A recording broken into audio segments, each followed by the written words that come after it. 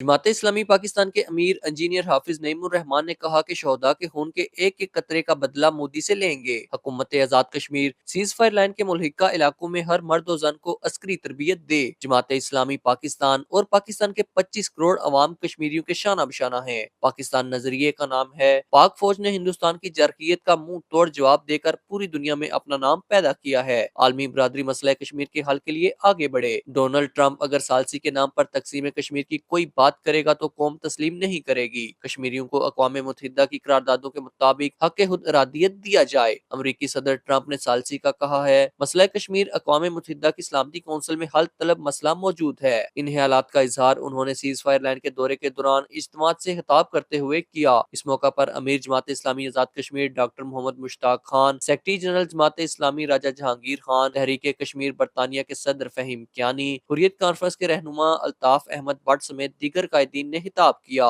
इस मौका पर अमीर जमात इस्लामी पाकिस्तान हाफिज नईमुर रहमान ने भारतीय जरखियत के नतीजे में शहीद होने वालों के लवाहिकीन से मुलाकातें करके उनकी हौसला अफजाई की। हाफिज नईमुर रहमान ने पाक फौज की शानदार फतह पर सीज फायर लाइन पर मौजूद जवानों से भी मुलाकातें की, मुतासरीन से मिले। उन्होंने इज्तिमात और रैलियों से खिताब करते हुए कहा कि बटल से कराची तक सीज फायर लाइन से लेकर गिलगित बल्तिस्तान और खैबर तक पूरी कौम यकजान और यकजुबान है। पाकिस्तानी कौम ने तमाम तर इख्तलाफात को एक तरफ रखकर पाक फौज के शाना बशाना खड़ी हुई है। Malik Zulfiqar, JK news, Hazira.